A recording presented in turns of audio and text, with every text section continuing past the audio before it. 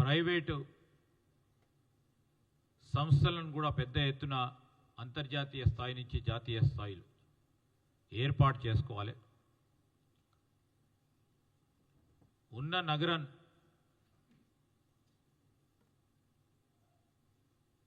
ఉన్న జనాభా డెన్సిటీ పెరుగుతూ ఉన్న సందర్భంలో ఒక ప్లాంట్ సిటీని ఏర్పాటు చేయాలని ఫ్యూచర్ సిటీ వైపును కూడా ఆలోచన చేస్తూ ముందుకు నడుస్తూ ఉన్న తరుణంలో ఎట్టి పరిస్థితుల్లో అభివృద్ధిని అడ్డుకోవాలి. ఏదో నెపంతో అడ్డుకోవాలి, ప్రజలను ప్రక్కదారి పట్టియాలి అనే ఆలోచనతో ఒక పక్కన బీఆర్ఎస్ ప్రధాన ప్రతిపక్ష పార్టీగా ఇక్కడ బాధ్యతాయుతమైన పాత్రను నిర్వహించకుండా రాష్ట్ర ప్రజానీకానికి, రాష్ట్ర సంక్షేమానికి, అభివృద్ధికి నిరోధకులుగా తయారైతూ ముందుకు నడుస్తూ ఉన్నారు. ఆ క్రమంలోనే మన హైదరాబాద్ సెంట్రల్ యూనివర్సిటీకి సంబంధించి ఒకటి ఆ భూములకు సంబంధించిన అంశం రాజకీయం చేయబోయారు. అది హెచ్సియు ల్యాండ్ కాదు, ప్రభుత్వ భూమి అని సుప్రీంకోర్టు తీర్పు ఇచ్చినప్పటికీ ప్రైవేటు వ్యక్తుల పరంగా పోతా ఉన్న ఆ భూమిని రాష్ట్ర ప్రభుత్వం, ముఖ్యమంత్రి గారు సుప్రీంకోర్టుకు సంబంధించిన మరి కేసు ఉన్నప్పుడు ఎట్టి పరిస్థితుల్లో ప్రైవేట్ వ్యక్తులకు దారదత్తం కావద్దది అని ప్రభుత్వం తరఫున సుప్రీంకోర్టులో పోరాటం చేస్తే స్పష్టంగా సుప్రీంకోర్టు ఇది సుప్రీంకోర్టు ఇచ్చిన తీర్పు, ఇది ప్రభుత్వ భూమి అని ఇవ్వటం అందరికీ కూడా తెలుసు. దాని తదుపరి వారు కృత్రిమ మేధను ఉపయోగించుకొని ఏ విధమైన దుష్ప్రచారం చేశారో నేను ఒక 2 సంఘటనలను మరి మీ ద్వారా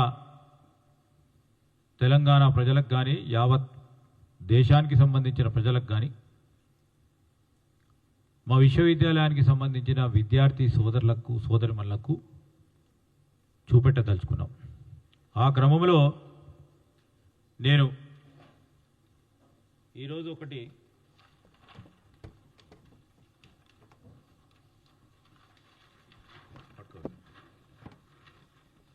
ఇది ఒక్కసారి చూడండి. ఇది ఎన్ఆర్ఎస్ఐ హాస్టల్ సమీపంలో ఉన్నప్పుడు హాస్టల్ అటువైపు ఉన్న హాస్టల్ జింకపిల్ల వీరు ఆ 400 ఎకరాల్లో ఇదే పెట్టి ఈ విధంగా ఈ జింకలు ఇక్కడికి వచ్చినాయని చెప్పడం జరిగింది. రెండవది,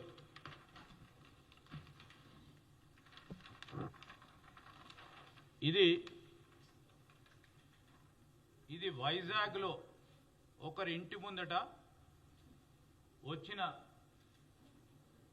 యానిమల్.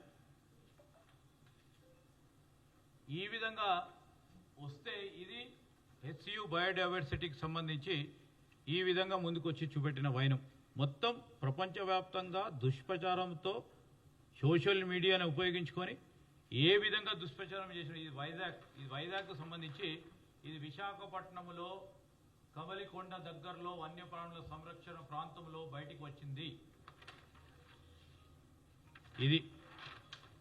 ఇది ఏఐ జనరేటెడ్ సంబంధించి ఆ వన్యప్రాంతాలకు సంబంధించి ఈ విధంగా వారు పెట్టడం. అదేవిధంగా 9 ఏళ్ల క్రితం, ఇది ఫ్యాక్ట్, ఇది 9 ఏళ్ల క్రితం రాజస్థాన్లో చనిపోయిన జింకను చూపించారు ఇక్కడ 9 ఏళ్ల క్రితం. అదేవిధంగా ఫ్యాక్ట్, ఇది ఈ విధంగా ఒరిజినల్ ఉంటే ఈ విధంగా మిషన్స్ ద్వారా పెట్టడం జరిగింది. ఇలా అనేక సందర్భాలు ఉన్నాయి. ఇది ప్రత్యేకంగా కనబడతా ఉన్నాయి. ఇక్కడ ఏనుగులు అసలు మన అడవుల్లోనే ఎక్కడైనా ఏనుగులు ఉన్నాయా? ఏనుగుల పాపులేషన్ ఎంత?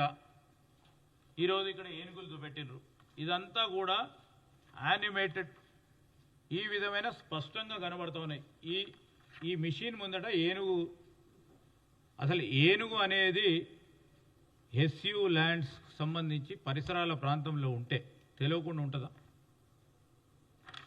నేను ఎందుకు చెప్తా ఉన్నానంటే ఇవన్నీ కూడా ఇది చూడండి, ఇదైతే ఇది దయచేసి చూడాలా యావత్ ప్రజానికానికి. ఇదైతే ఈ ఏనుగులు పోతుంటే మెషిన్లు పోతున్నట్టు ఏఐ జనరేటెడ్ వీడియో క్లిప్పింగ్స్ కానీ ఈ విధంగా చేస్తే మీరు బాధ్యతాయుతమైన ప్రతిపక్ష పార్టీగా మీ పాత్రను నిర్వహిస్తూ ఉన్నారని అడుగుతా ఉన్నాం. ఎందుకు చెప్తా ఉన్నామంటే సరే ప్రభుత్వాన్ని నడిపిస్తూ ఉన్నప్పుడు ఎక్కడైనా చిన్న అడప తెలుసో తెలియకుండా ఎక్కడైనా చట్టాన్ని అతిక్రమిస్తే తప్పకుండా చూపెట్టాల్సిన అవసరం ఉంటుంది, బాధ్యత ఉంటుంది ప్రతిపక్ష పార్టీగా. కానీ ఈ విధమైన చీప్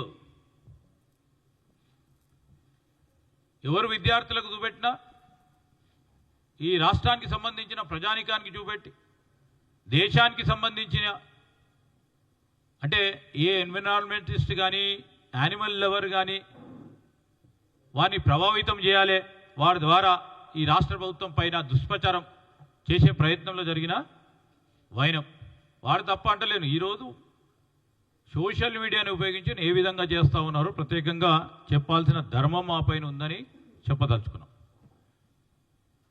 అదేవిధంగా ఈరోజు రాష్ట్ర ప్రభుత్వానికి సంబంధించి అభివృద్ధికి సంబంధించి ఇక్కడ ఇన్వెస్ట్మెంట్ రాకూడదు, ఇక్కడ ఇన్వెస్ట్మెంట్స్ వచ్చి కంపెనీస్ వచ్చి పరిశ్రమలు ఏర్పాటు చేసుకొని జాబ్స్ క్రియేట్ చేయొద్దు అనే మీమాంసతో వారు పోతూ ఉన్నారు.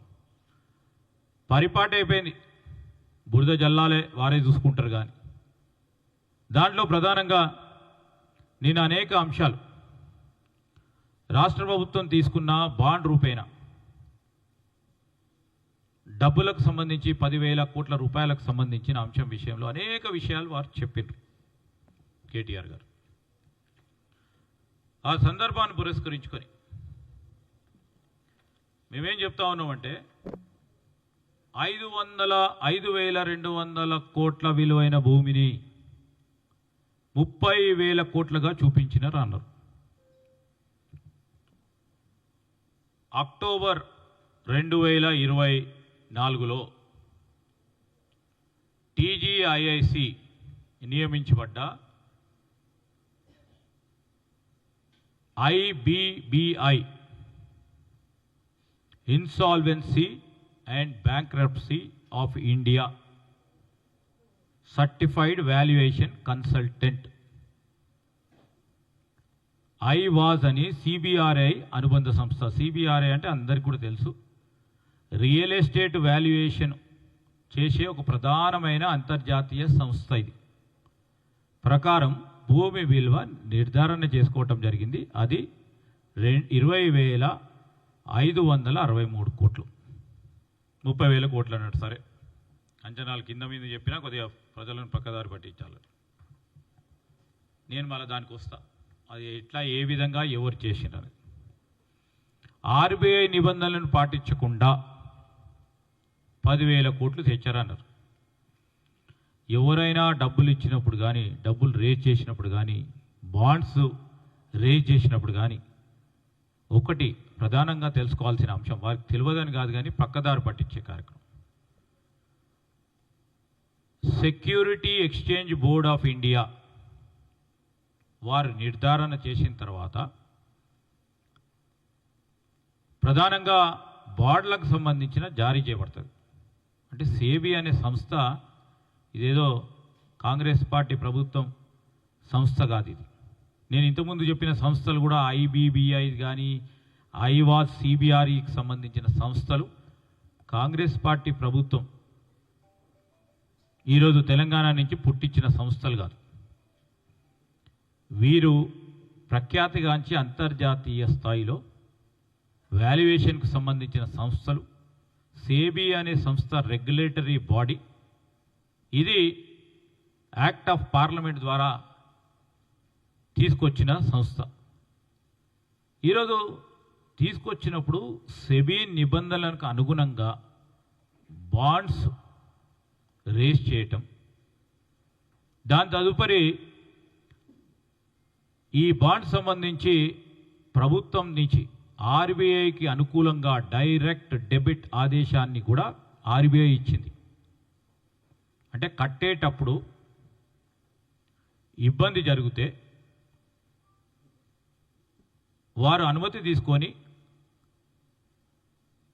కట్టే అంశం విషయంలో డైరెక్ట్గా ప్రభుత్వం ఇచ్చినా ఇవ్వకుండా నేరుగా కలెక్ట్ చేసుకోవడానికి వెసులుబాటు ఇచ్చే కార్యక్రమాన్ని ఇచ్చి ముందుకు సాగండి అని చెప్పినట్టు ఆర్బీఐ నిర్ధారణ కూడా చేసింది. నిబంధనలు పాటించకుండా అన్నారు. ఫస్ట్ సేబీ వస్తుంది, దాని తదుపరి కట్టేటప్పుడు ఆర్బీఐకి వస్తుంది. ఇవన్నీ కూడా it's a part and parcel of integral part. Liquidation ల్యాండ్కి సంబంధించి లిటిగేషన్ ల్యాండ్కి సంబంధించి ఐసిఐసిఐ బ్యాంక్ లోన్ ఎట్లా ఇచ్చిందని అన్నారు. స్పష్టంగా మేము మరొకసారి చెప్తా ఉన్నాం, లోను ఐసిఐసిఐ బ్యాంక్ ఇవ్వలే. ఇంకోటి లిటిగేషన్ భూమి అన్నారు. సుప్రీంకోర్టు తర్వాత ఈ భూమిపై ఏ విధమైన వాద్యాలు లేవు. ఇంకా లిటిగేషన్ ఎక్కడి నుంచి వస్తుంది? ఈ భూమి 400 ఎకరాలు ప్రభుత్వాందని నిర్ధారణ చేసి సుప్రీంకోర్టు ఇచ్చిన తీర్పు. ఈరోజు టీజీఐఐసి ప్రైవేట్ ప్లేస్మెంట్ ప్రతిపాదిక తీసుకొని rated listed senior secured taxable redeemable non convertible డిబెంచర్స్ను జారీ చేసింది. టీజీఐసి ఇవన్నీ ప్రతిపాదిక మీద మార్కెట్లో మార్కెట్ ఫోర్సెస్ ద్వారా నిధులను సేకరించే రీడీమబుల్ డిబెంచర్స్ను జారీ చేసింది. అంటే దీనివల్ల ఏంది? మార్కెట్ ఫోర్సెస్ ద్వారా ఎంత తక్కువ ఇంట్రెస్ట్తోని నిధులు సేకరించే కార్యక్రమం చేయటం జరిగింది. 37 ఈరోజు అంతర్జాతీయ సంస్థలకు సంబంధించి పెట్టుబడి మ్యూచువల్ ఫండ్స్ బాండ్ల రూపేణా పెట్టుబడి పెట్టినాయి. ఐసిఐసిఐ బ్యాంకులో ఆ పెట్టుబడి వచ్చిన తర్వాత ఏదో బ్యాంకులో డిపాజిట్ చేయాలి కనుక ఆ బ్యాంకు ద్వారా డిపాజిట్ చేశారు. అసలు ఐసిఐసిఐ సంబంధించి ఎస్క్రూ అకౌంట్ అది. ఐసిఐసిఐ లోన్ ఎక్కడ ఇచ్చింది, ఎందుకు ఇచ్చింది, ఏ విధంగా ఇచ్చింది, కంప్లైంట్ చేస్తామంటే దానికి అసలు అర్థం లేని వాటలు. ఈరోజు ఫీల్డ్ విజిట్ చేయకుండానే బ్రోకర్ ఆధారంగా బ్యాంక్ ప్రభుత్వానికి రుణం ఇచ్చిందన్నారు. బ్యాంక్ అసలే అంశం రాలేదు ఇంట్లో. పెట్టుబడిదారుల తరఫున డిబెంచర్ ట్రస్టీ భూమి యొక్క ఇండిపెండెంట్ వాల్యుయేషన్కు సక్రమంగా నిర్వహించి ఆ భూమి పూచికత్తుకు అనుకూలంగా ఉందని ఆమోదించడం చేయడం జరిగింది. ఇది ప్రధానమైన అంశాలను స్పష్టంగా ఈరోజు ప్రజానికానికి తెలియజేసే కార్యక్రమంలో జరుగుతూ ఉన్నాం. ఈరోజు మేము చెప్తా ఉన్నాం, ఈ క్రమంలో అనేక అంశాలు వారు చెప్పిండ్రు.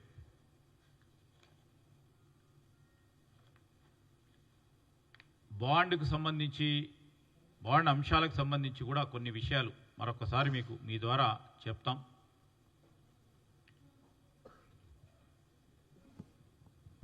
బాండ్ అనేది ఇది ఒక పబ్లిక్ డొమైన్లో ఉన్న డాక్యుమెంట్స్. ఇప్పుడు మా టీజీఐఎస్సి సేబీ ద్వారా కొన్ని సంస్థలు రిజిస్టర్డ్ మర్చెంట్ బ్యాంకర్స్ ఉంటారు. ఆ మర్చెంట్ బ్యాంకర్స్, ఈ డిబెంచర్ ట్రస్టీ, దాంతోపాటు రేటింగ్ ఏజెన్సీస్కు సంబంధించి legal consultants, register transfer agents కూడా ఇవన్నిటిని కూడా ఎప్పుడైతే మేము మా కార్పొరేషన్కు సంబంధించిన బాండ్స్ రేస్ చేస్తామనుకుంటారో మర్చెంట్ బ్యాంకర్ని ఎంపిక చేసుకోవటం, ఎవరైతే ఇన్వెస్ట్ చేస్తారో ఒక 10 మంది కానీ 20 మంది కానీ ఈరోజు 37 మంది ఇన్వెస్ట్ చేస్తారో దానికి సంబంధించి ఆ డిబెంచర్స్కి సంబంధించి ఒక ట్రస్టీ, వారందరి తరఫున ఒక ట్రస్టీ ఉంటారు. ఆ ట్రస్టీని కూడా గుర్తించటం, రేటింగ్ ఏజెన్సీస్ అంటే దేశ స్థాయిలో గుర్తించిన ప్రధానమైన రేటింగ్ ఏజెన్సీ ఇండియా రేటింగ్ కానీ అక్యూట్ రేటింగ్ కానీ ఎంపిక చేసుకొని ఇవన్నిటి విషయంలో ఒక స్పష్టమైన ప్రొసీజర్ను ఫాలోగా అవుతూ ముందుకు నడవచ్చడం జరిగింది. ఇప్పుడు ఈ డాక్యుమెంట్ ఏదైతే బాండ్ డాక్యుమెంట్ ఉందో మనము మార్కెట్ ద్వారా నిధులను సేకరించే కార్యక్రమం చేసినప్పుడు అనేక బిడ్డర్స్ వస్తారు. దీనికి బిడ్డర్స్ వచ్చినప్పుడు ఎంతవరకు వారు నిధులు పెడతారు, ఏ విధమైన ఇంట్రెస్ట్ని అంటే వడ్డీ ఎంతవరకు అయితే వారికి సానుకూలత ఉంటుందని వారు బ్యాంక్ ద్వారా కాకుండా, బ్యాంక్ అంటే లోన్ ఇది కాకుండా మార్కెట్లో ఫోర్సెస్ ద్వారా నిధులు సేకరించే కార్యక్రమ భాగంలో అతి తక్కువ ఇంట్రెస్ట్ రేట్స్తోని సేకరించాలని ఆలోచన చేసి ముందుకెళ్ళటం జరిగింది. ఆ విధంగా బాండ్స్ సబ్స్క్రైబ్ చేసి ముందుకెళ్ళటం జరిగింది. ఒకవేళ మనము చెప్తా ఉన్న ఇంట్రెస్ట్ రేట్కి వారికి నచ్చకుండా ఉంటే ఇంకో ఇన్వెస్టర్ వచ్చి నాకు నచ్చిందని తీసుకునే బాండ్స్ తీసుకుంటారు. This is called debenture bond. So ఆ క్రమంలో ఈరోజు తక్కువ రేట్ ఆఫ్ ఇంట్రెస్ట్తోని నిధులు సేకరించే ప్రయత్నం రాష్ట్ర ప్రజలకు సంబంధించిన సంక్షేమాన్ని అభివృద్ధి దృష్టిలో పెట్టుకొని చేయటం కూడా జరిగిందని చెప్తా ఉన్నాం. దానికి సంబంధించి ఒక ప్రొసీజర్, ఒక పాలసీ, సేబీ రెగ్యులేషన్స్ అనుగుణంగా ముందుకు పోవటం జరిగింది. ఇప్పుడు ఈ లిటిగేషన్ ఫ్రీ, ఎక్కడ లిటిగేషన్ ల్యాండ్ సంబంధించిన లిటిగేషన్ లేని ల్యాండ్కి సంబంధించి దాన్ని తప్పకుండా ఒక ఆ మర్చెంట్ బ్యాంకర్కి లేకుంటే డిబెంచర్ ట్రస్ట్కి ఇంతమంది పెడతా ఉన్నారు కనుక ఇది దాన్ని ఫ్రీ కొలేటరల్గా పెట్టడం అది పరిపాటు, అది డెఫినెట్లీగా క్యాజువల్గా జరిగే కార్యక్రమం. అదేవిధంగా ఈరోజు బిడ్డింగ్స్ జరిగినాయి. బాండ్స్కి సంబంధించి ఏదో ప్రొసీజర్ పాలకుండా బాండ్స్కి సంబంధించి 5th December 2024లో బాండ్స్ బిడ్డింగ్ జరిగింది. 9,995 కోట్లకు సంబంధించి ఈ చాలామంది దీంట్లో ఇన్వెస్ట్ చేయడం జరిగింది. ఇంట్రెస్ట్ రేటు 9.35% ఇంట్రెస్ట్ రేట్స్తోని వారి బిడ్డింగ్లో పాల్గొని మరి నిధులు సేకరించే కార్యక్రమం జరగటం జరిగిందని చెప్తా ఉన్నాం. 37 ఇన్వెస్ట్మెంట్ మ్యూచువల్ ఫండ్స్కి సంబంధించి దాంట్లో ఫారెన్ ఇన్వెస్టర్స్ కూడా ఈ బాండ్స్లో ఇన్వెస్ట్ చేయటం జరిగింది. కొన్ని సందర్భాల్లో 8 కోట్ల నుంచి 1000 కోట్ల వరకు కూడా కొన్ని సంస్థలు ఈ బాండ్స్ను తీసుకోవటం జరిగింది. ఈ మల్టిపుల్ ఇన్వెస్టర్స్ ఈ బాండ్స్కి సంబంధించి ఇన్వెస్ట్ చేస్తూ ఉన్నప్పుడు వయబుల్లా కాదా అని చూస్తారు. చూసినప్పుడు ఈ రేటింగ్ ఏజెన్సీస్ ద్వారా వారు తెలుసుకొని ఏ విధంగా ఈ బాండు మార్కెట్లో రేపు వారికి ఇబ్బంది లేకుండా ఉంటుంది అని చేసే ప్రయత్నంలో ముందుకెళ్ళటం జరుగుతుందని నేను చిన్నగా టెక్నికల్గా చెప్తా ఉన్నాము. ఈ విధంగా బాండ్స్ ఇష్యూ చేసిన తర్వాత బాండ్స్ ద్వారా నిధులను సేకరించే కార్యక్రమం ప్రభుత్వం చేస్తూ ఉన్న సందర్భాన్ని మీ ద్వారా ప్రజలందరి దృష్టికి తీసుకొస్తా ఉన్నాం. మర్చెంట్ బ్యాంకర్ ఖచ్చితంగా బాండ్స్ రేస్ చేసేటప్పుడు సేబీ రిజిస్టర్డ్, నేను మరొకసారి చెప్తా ఉన్నాం, security exchange board of India registered అయిన merchant banker, he will act as an intermediary. మధ్యవర్తిగా ఉండి టీజీఐఎస్సికి ఇన్వెస్టర్ మధ్యలో ఉండి ఫండ్స్ను జమ చేసి ఇన్ఫర్మేషన్ మన తరఫున అదేవిధంగా ఇన్వెస్టర్ తరఫున పరస్పర ఇన్ఫర్మేషన్ సేకరిస్తూ ఈ బాండ్ని ఇన్వెస్టర్ దగ్గరికి తీసుకెళ్ళటం జరుగుతుంది. అది మర్చెంట్ బ్యాంకర్ పని.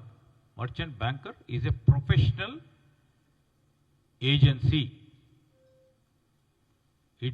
ఈ agency they are registered under SEBI. SEBI ఇష్టారాజ్యంగా నేను మా వెంకటో ఎమ్మెల్సీ గారు పోయి రిజిస్టర్ చేసుకోమంటే వారి పేరు మీద రిజిస్టర్ చేసుకోదు.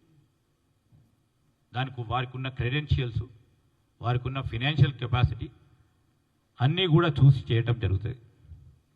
అదేవిధంగా ఒక ట్రాన్స్పరెంట్ మర్చెంట్ బ్యాంకర్ను కూడా కార్పొరేషన్ ఎంపిక చేసుకోవటం విధానంలో ఒక ట్రాన్స్పరెంట్ టెండర్ ప్రాసెస్ ద్వారా ఈ మర్చెంట్ బ్యాంకర్ను నియామకం చేయటం జరిగింది.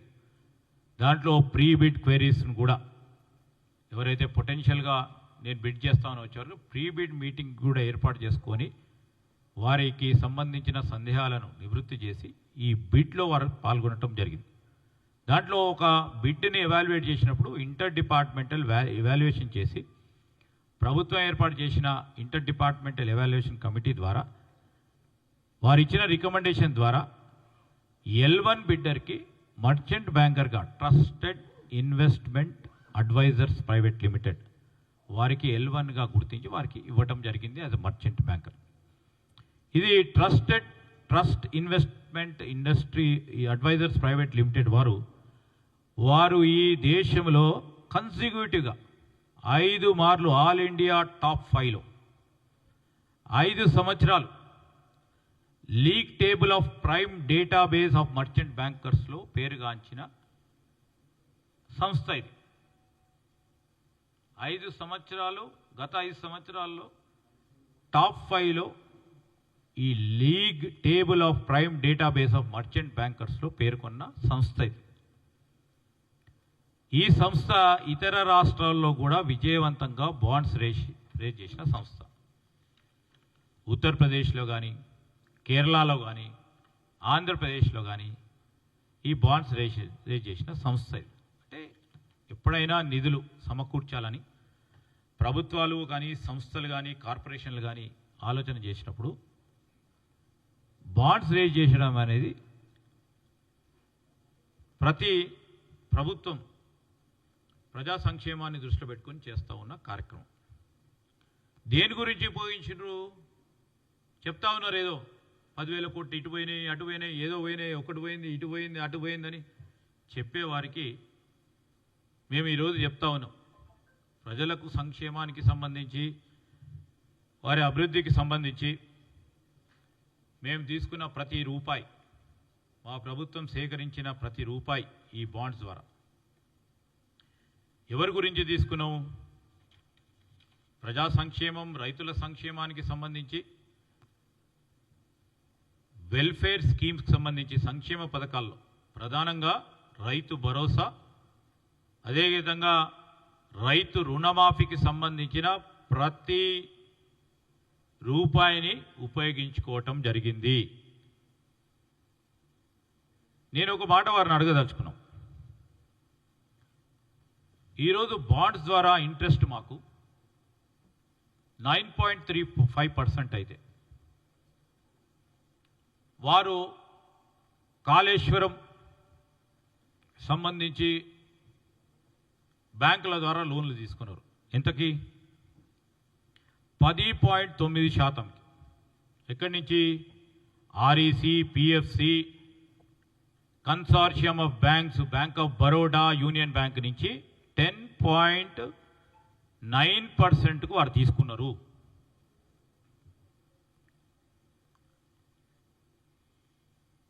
అతి తక్కువ ఇంట్రెస్ట్ రేట్తోని నిధులు సమకూర్చి ప్రజా సంక్షేమానికి ఉపయోగించాలని మేము ఆలోచన చేస్తే అడ్డగోలుగా ఇష్టారాజ్యంగా వారి ప్రభుత్వంలో ఎంత ఇంట్రెస్ట్ అంత ఇంట్రెస్ట్ పెట్టి నిధులు తీసుకొచ్చి మరి ఏ ప్రాజెక్టు ఉపయోగించుకుంటారో మనం అందరం చూసినా ప్రాజెక్ట్ నడుస్తూ ఉందో లేదో, కూలిపోయిందో మీరు అందరం కూడా స్పష్టంగా కనబడతాం. ఆ క్రమంలో కూడా ఈరోజు మరొక మారు చెప్తా ఉన్నాం, టీజీఐఐసికి డిపాజిటెడ్ అమౌంట్ 8,476 కోట్లు డిపాజిట్ అయితే రుణమాఫీ విషయంలో 2,146 కోట్లు. ఇది ప్రజా సంక్షేమం గురించి కాదా, రైతుల గురించి కాదా? టీజీఐఐసి డిపాజిటెడ్ అమౌంట్ ఇప్పటి వరకు 8,476 కోట్ల రూపాయలు. దీన్ని ఉపయోగించుకోవటం ప్రత్యేకంగా రైతుకు సంబంధించిన సంక్షేమం, రైతన్నను కాపాడాలనే ఒక ఆలోచనతో రుణమాఫీ విషయంలో 2,146 కోట్ల రూపాయలు, రైతు భరోసా కింద 5,463 కోట్ల రూపాయలు, సన్న బియ్యానికి సంబంధించిన బోనసు 947 కోట్ల రూపాయలు, మొత్తం 8,557 కోట్ల రూపాయలు ఈరోజు తీసుకున్న బాండ్ రూపేణ వచ్చిన డబ్బులు ఖర్చు పెట్టే కార్యాచరణ చేసుకుంటూ పోతూ ముందుకు నడుస్తూ ఉన్నామైనా ఇది రైతులకు మేలు చేయొద్దామంటారా, చేయమంటారా? అసలు రైతు సంక్షేమాన్ని వారు ఆలోచన చేస్తున్నట్ట, చేయనట్ట? డిసెంబర్ నెల మాసంలో జనవరి, ఫిబ్రవరి, మార్చి వరకు స్పష్టంగా కూడా రుణమాఫీ, రైతు భరోసాకు సంబంధించి, బోనస్కు సంబంధించి ఏ నెల ఏ విధంగా రైతుకు సంబంధించిన సంక్షేమం విషయంలో ఉపయోగించుకోవటం జరిగిందో నేను మీ అందరికీ కూడా తెలియజేస్తా ఉన్నాను. వారు చెప్పారు, ప్రభుత్వ భూమికి సంబంధించిన సేకరణ చేసినప్పుడు, పరిశ్రమలు ఏర్పాటు చేసినప్పుడు, ప్రత్యేకంగా ఎక్కడ ల్యాండ్ అక్విజిషన్ చేస్తే, భూమి సేకరణ చేస్తే పట్టా పాస్బుక్లు లేకుండా ఏ విధంగా వీరికి మార్పిడైంది? వారు 10 సంవత్సరాలు మంత్రిగా ఉన్నారు, సంతోషం. వారి హయాంలో అనేక ల్యాండ్ అక్విజిషన్స్ కార్యక్రమాలు అయినాయి. తెలంగాణ రాష్ట్ర ప్రభుత్వం ఏర్పాటైన తర్వాత అంతఃపూర్వకం కూడా మరి ల్యాండ్ అక్విజిషన్కు సంబంధించి, అదేవిధంగా భూసేకరణకు సంబంధించిన ప్రొసీజర్స్ పాలసీ పరంగా ఏ విధంగానే మేమైతే మార్పు చేయలేము. ఇప్పటి వరకైతే భూసేకరణకు సంబంధించి పరిశ్రమలకు ఇవ్వాలి, పారిశ్రామిక ఏర్పాటు చేయాలని. ఈరోజు రెవెన్యూ నుంచి ఇండస్ట్రియల్ ఇన్ఫ్రాస్ట్రక్చర్ కార్పొరేషన్కి ల్యాండ్స్ మార్పిడి జరిగినప్పుడు ఒక జీవో ఇస్తారు. క్యాబినెట్లో నిర్ణయం అయిన తర్వాత ఒక జీవో ఇవ్వటం జరుగుతుంది. తర్వాత తదుపరి ఆ సంబంధిత కలెక్టర్స్ ప్రొసీడింగ్స్ ఇస్తారు. ఆ ప్రొసీడింగ్స్ ద్వారా టీజీఐఎస్కి ఆ ల్యాండ్ ఇవ్వటం జరుగుతుంది. పాస్బుక్లు ఉండవు. వాళ్ళప్పుడు పాస్బుక్లు లేకుండా మేము వచ్చినప్పుడు పాస్బుక్లే వచ్చినాయి అంటే ఎవరు కూడా ఎప్పుడు కూడా వారు ఇవ్వలే. ఎన్ని ఇవ్వలే? 2015, 2016, 2021, 2017. అదేవిధంగా ఫార్మాసిటీ వాళ్ళే ల్యాండ్ అక్విజిషన్ చేశారు కదా, వాళ్ళే రెవెన్యూ నుంచి ల్యాండ్స్ టీజీఐఎస్సి ట్రాన్స్ఫర్ చేయించారు కదా. మరి ఎన్ని సందర్భాల్లో పాస్బుక్లు ఇచ్చారు వీరు? అసలు పాస్బుక్లు అనేది టీజీఐఎస్సికి ప్రొసీజర్ పరంగా వచ్చేది ఉండదు. అదేవిధంగా ఈరోజు మనం చూస్తూ ఉన్నాం, ఎక్కడైతే వారు ఆక్షన్ చేసి డబ్బులు తీసుకురావాలని ఆలోచన చేస్తున్నప్పుడు ఆ రోజు అనేక సందర్భాల్లో పర్యావరణం గురించి మాట్లాడలేదు. ఇప్పుడు పర్యావరణం వచ్చింది వాడడం. ఒకవైపు ఏమో మేము మూసీ నది గురించి పర్యావరణాన్ని కాపాడాలి, ప్రవహిస్తూ ఉన్న నీరు స్వచ్ఛగా ఉండాలి అని ముఖ్యమంత్రి గారు ఆలోచన చేస్తే అది వద్దంటారు. ఇంకోవైపు ఎస్సీయు అని పేరు చెప్పి ప్రభుత్వ భూమిపై అక్కడ రాబోయే కాలంలో ఒక ఎకనామిక్ గ్రోత్ ఇంజిన్ చేసి అక్కడ కంపెనీస్ తీసుకురావాలి, తద్వారా లక్షలాది మందికి ఉపాధి కల్పించాలంటే పర్యావరణం గురించి మాట్లాడతారు. అసలు మీ స్టాండ్ ఏంది? మీ ఆలోచన ఏంది? మీ ఉద్దేశం ఏంది? మూసీ నది ప్రక్షాళన చేయాలంటే మూసీ నది ప్రక్షాళన ఎందుకు? పర్యావరణానికి సంబంధించిన అంశం విషయంలో ఏదైతే వారు మాట్లాడుతూ ఉన్నారో ఆ పర్యావరణానికి సంబంధించిన అంశం విషయంలో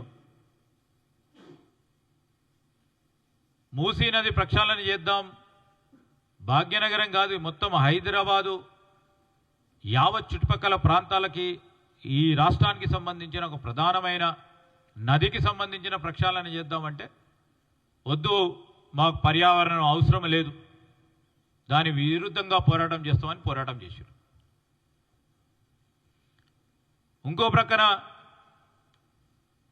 మేము ముఖ్యమంత్రి గారు అక్కడ పరిశ్రమలు కానీ ఈరోజు మరొక నాలెడ్జ్ సిటీని ఏర్పాటు చేసుకోవాలి, తద్వారా లక్షలాది మందికి ఉపాధి కల్పించాలని ఆలోచన చేస్తే అది కూడా వద్దంటున్నారు. అసలు మీ ఉద్దేశం ఏంటి? ఆ రోజు ఫైనాన్షియల్ డిస్ట్రిక్ట్ సంబంధించి దాదాపు 400 ఎకరాలు, ఆ 400 ఎకరాలకు సంబంధించి ఇప్పుడున్న సాఫ్ట్వేర్ కంపెనీస్ కానీ ఐటీ రిలేటెడ్ కంపెనీస్ కానీ ఫినాన్షియల్గా ఈరోజు రిసోర్స్ సెంటర్స్గా ఉన్న అనేక ఇన్స్టిట్యూషన్స్ కానీ ఆ ఫైనాన్షియల్ డిస్ట్రిక్ట్స్లో రాకపోతే లక్షలాది మంది ఈరోజు అక్కడ ఉపాధి పొందుతూ ఉద్యోగాలు చేస్తూ నడుస్తూ ఉన్న ఒక వైనం ప్రత్యేకంగా కనబడతా ఉంది. రెండవది నాలెడ్జ్ పార్క్. నాలెడ్జ్ పార్క్లో కూడా 300 ఎకరాల పై చిలుకు ల్యాండ్కు సంబంధించి ఆనాడు మా కాంగ్రెస్ పార్టీ ప్రభుత్వంలో ఈ 2 సిటీస్ను కూడా 2 ప్రధానమైన ఎకనామిక్ గ్రోత్ ఇంజిన్ హబ్స్గా డెవలప్ చేస్తే లక్షలాది మంది దాదాపు ఇప్పటి వరకు ఆ ప్రాంతంలో 1,00,000 కోట్ల రూపాయలకు సంబంధించిన లావాదేవీలు గత 10-15 సంవత్సరాల నుంచి నడుస్తూ ఉన్న సందర్భం. Approximately about 15 lakh employment create చేసింది. అంటే 700-800 ఎకరాలకు సంబంధించి దూరదృష్టితో ఆ రోజు ఆలోచన చేసి ప్రపంచ దేశాలకు సంబంధించి ఒక ప్రధాన కేంద్రంగా ఏర్పాటు చేయాలని ఆలోచన చేసి అక్కడ ఫినాన్షియల్ డిస్ట్రిక్టో నాలెడ్జ్ పార్కో హైటెక్ సిటీ నిర్మాణం చేస్తే ఆ విధమైన ప్రయత్నం ప్రభుత్వ భూమి అయిన 400 ఎకరాలు చేస్తామంటే వద్దు, చేయొద్దు, ఉద్యోగాలు వద్దు, యువత అదేవిధంగా వారు చెప్పిన మాటలు వినాలి, మళ్ళా 10 సంవత్సరాలు వెనుకకు పోవాలని ఆ ఆలోచన విధానం తీసుకుపోతున్న వైనాన్ని అసలు రాష్ట్ర ప్రయోజనాలు అవసరమా లేదా, వారికి రాష్ట్రానికి సంబంధించిన అభివృద్ధి సంక్షేమం విషయంలో ఎందుకు విషయం కక్కుతా ఉన్నారు? ఎందుకు మీరు ఈ వైఖరిని ప్రదర్శిస్తూ ఉన్నారు? టీఆర్ఎస్ ప్రభుత్వానికి సంబంధించిన పెద్దలు ఈ విధంగా మాట్లాడడం చాలా దురదృష్టకరం, బాధకరం. మేము ఎందుకు చెప్తా ఉన్నామంటే వారి ఆలోచనలోనే విషం కనబడతా ఉంది. పరిశ్రమలు తీసుకురావాలంటే పరిశ్రమలు ఆపు చేసే ప్రయత్నం చేస్తూ ఉన్నారు. ఈరోజు ఇక్కడ ఒక ఎకనామిక్ గ్రోత్ ఇంజిన్ హబ్గా డెవలప్ చేయాలంటే దాన్ని ఆపు చేసే ప్రయత్నం చేస్తూ ఉన్నారు. లేదు, సమతుల్యమైన వాతావరణాన్ని ఏర్పాటు చేయాలని మూసీ నది ప్రక్షాళన చేయాలంటే దాన్ని ఆపు చేసే ప్రయత్నం చేస్తూ ఉన్నారు.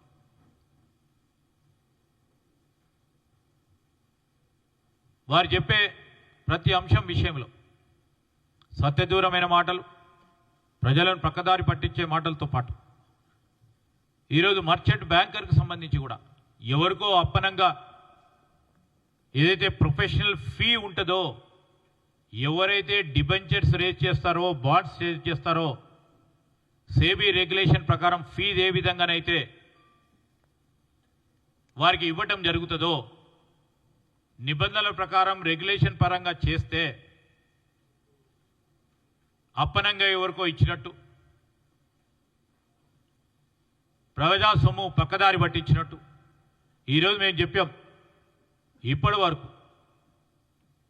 వచ్చిన నిధుల్లో రాష్ట్ర సంక్షేమానికి సంబంధించి రైతన్న సంక్షేమానికి సంబంధించి ఉపయోగించిన నిధులతో పాటు మర్చెంట్ బ్యాంకర్కు సంబంధించి డిబెంచర్ ట్రస్టీగా ఉన్న సంస్థకు ప్రొఫెషనల్ ఫీ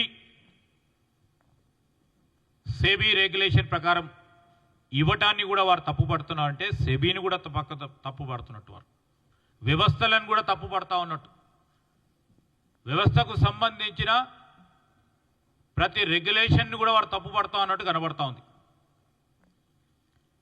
ఈరోజు మేము చెప్తా ఉన్నాం,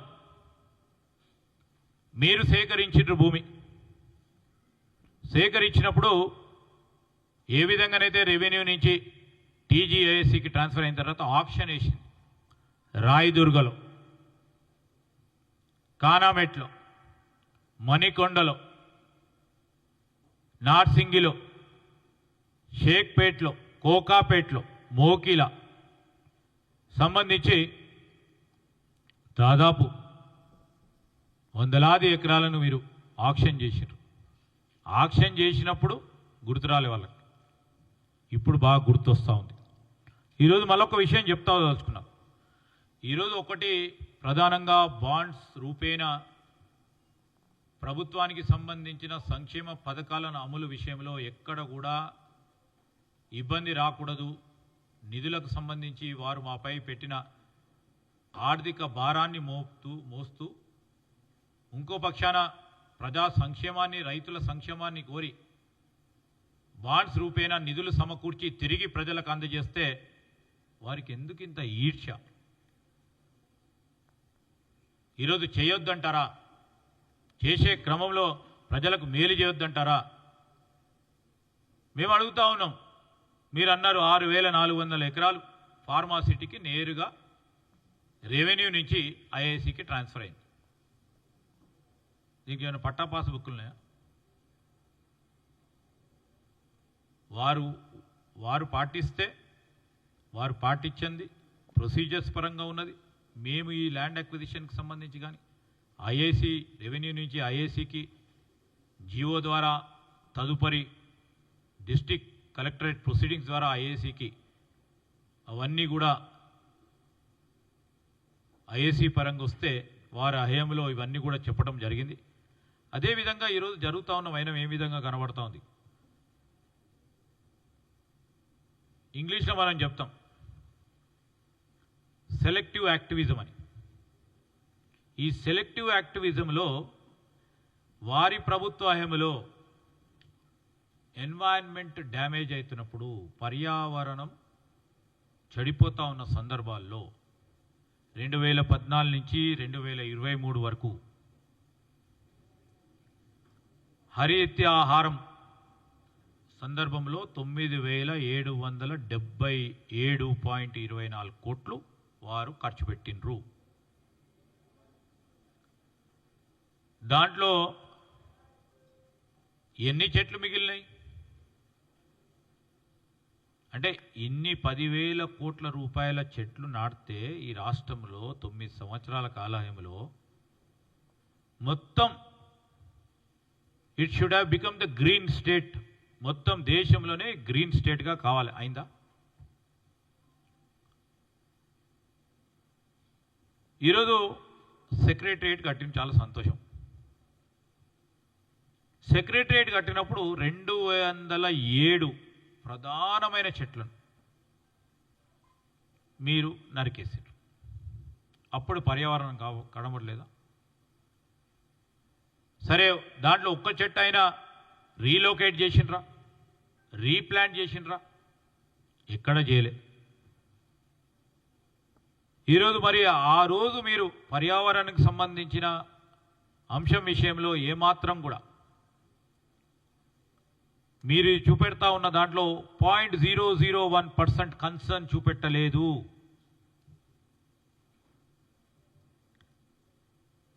దీన్ని అర్థం చేసుకోవాలి.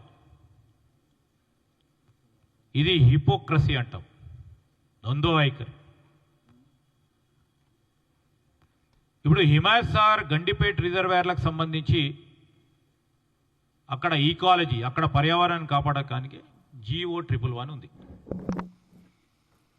ఆ GO111ను రివోక్ చేస్తున్నామని చెప్పి పర్యావరణాన్ని డిస్టర్బ్ చేసే కార్యక్రమం చేయటం జరిగిందా లేదా మీ హయాంలో?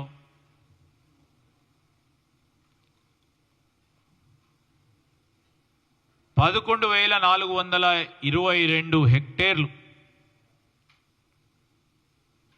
అటవీ భూమికి సంబంధించి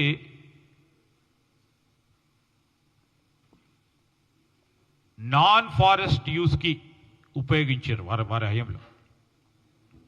12,12,553 చెట్లను 2016 నుంచి 19 వరకు ఫారెస్ట్ కన్జర్వేషన్ యాక్ట్ విరుద్ధంగా చెట్లను తీసేసారు. ఇది మేం చెప్పింది కాదు. పార్లమెంట్లో అడిగిన ప్రశ్నకి, గౌరవ సభ్యుడు అడిగిన ప్రశ్నకి యూనియన్ గవర్నమెంట్ ఇచ్చిన సమాధానం ఇది.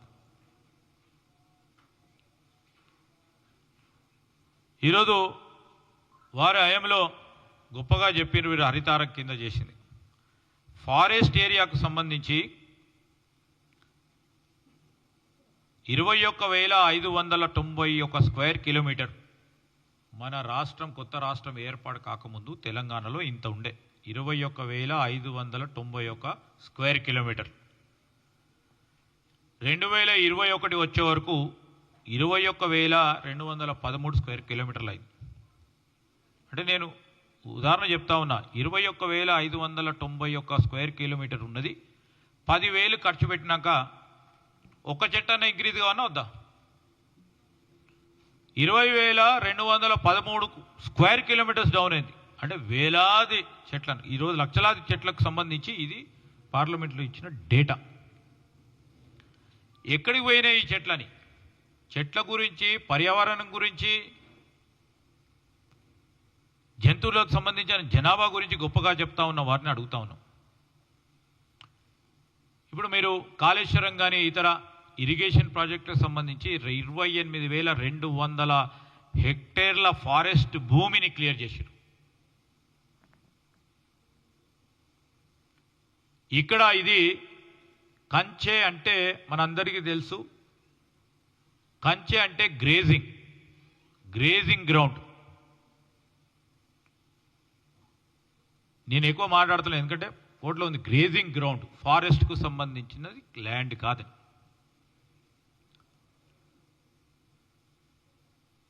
ఈరోజు మీరు ల్యాండ్ తీసుకున్నారు, ఆక్షన్ చేసినారు, సరే 31,000 కోట్లను జనరేట్ చేసినామని చెప్పినారు. ఈ తీసుకున్న ల్యాండ్కి సంబంధించి 98 ఎకరాలకు సంబంధించి కోకపేటలో అయితే 100 కోట్ల రూపాయలకు కూడా ఎకరాన్ని అమ్మినరు.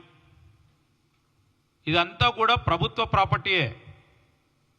ప్రభుత్వ ప్రాపర్టీ ప్రకారం ఐఏసీకి తీసుకొచ్చో లేకుంటే హెచ్ఎండిఏకి తీసుకొచ్చో హుడాకు తీసుకొచ్చి అమ్మింది ప్రభుత్వానికి సంబంధించిన భూమి ద్వారానే మీరు 31,000 కోట్ల రూపాయలను సేకరించడం జరిగింది. వాళ్ళు చేసిన విధ్వంసం డెవలప్మెంట్ అంటారు. ఈరోజు మేము ప్రజా సంక్షేమం గురించి ఆలోచన చేస్తే దాన్ని అడ్డుకోవాలని ప్రయత్నం చేస్తారు. వాళ్ళు చేస్తేనేమో బాధ్యతాయుతంగా అభివృద్ధిని ముందుకు తీసుకెళ్తున్నామని చెప్తున్నారు. మేము ఒక వరంగా పర్యావరణాన్ని కాపాడుకోవాలి, ముందుకు పోవాలంటే పర్యావరణాన్ని డ్యామేజ్ చేస్తున్నామని ఈ విధమైన దుష్ప్రచారం చేస్తున్నారు. మేము అడుగుతా ఉన్నాం, ఈ కంచె గచ్చిబౌలికి సంబంధించిన విషయంలో గొప్పగా లొల్లి చేస్తూ ఉన్నారు కదా సత్యదూరమైన మాటలతో. ఈరోజు నియో పోలీస్కి సంబంధించి అక్కడ ఎన్ని చెట్లు ఉండే, ఏ విధంగా వారు అక్కడ ఉన్న చెట్లను తీసేసి ల్యాండ్ యాక్షన్ చేసి తీసుకున్నారు, అనేక అంశాలు ఉన్నాయి. హరితహారంకి ఇప్పుడే చెప్పినాం. వారు నిజంగానే ఈ పర్యావరణానికి సంబంధించిన అంత కన్సర్న్ ఉంటే, అంత బాధ ఉంటే ఆ రోజు కానీ ఈ రోజు కానీ ఒకటే స్థాయిలో ఉండాలి. ఆ రోజు మీరు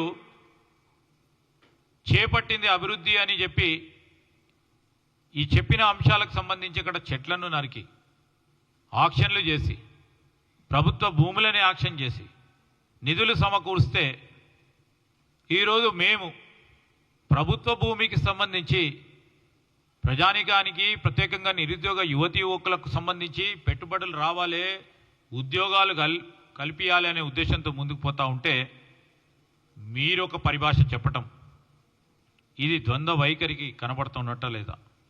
దీనంతా కూడా ఈరోజు వారు సెలెక్టివ్ క్రిటిసిజం దాని పరంగా ముందుకు వెళ్తా ఉన్నాం. ఆయనని మీకు చెప్తా ఉన్నాం. అనేక అంశాలు ఉన్నాయి. ఈరోజు నేను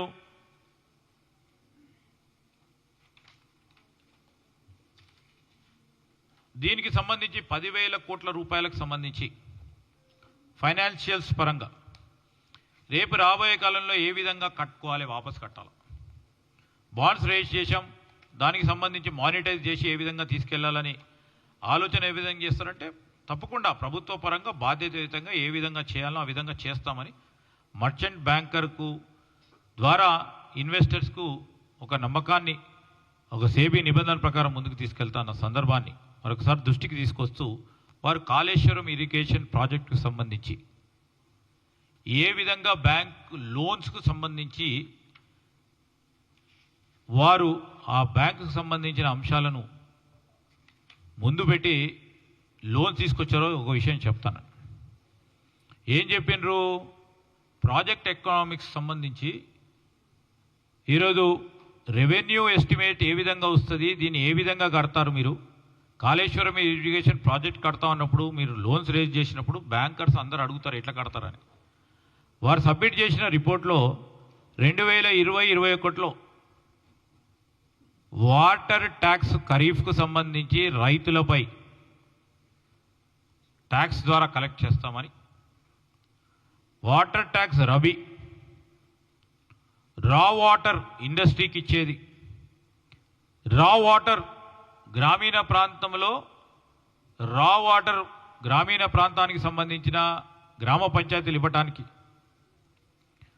రా వాటర్ ఇక్కడున్న హైదరాబాద్ మెట్రో వాటర్ వర్క్స్ ఇవ్వటానికి, వీటన్నిటిపై పన్నులు విధించి 5,199 కోట్ల రూపాయలు ప్రతి సంవత్సరం ఈ పన్నులను విధించి మీకు కడతామని ఇచ్చిండ్రు వాళ్ళు రిపోర్టు బ్యాంకులకు.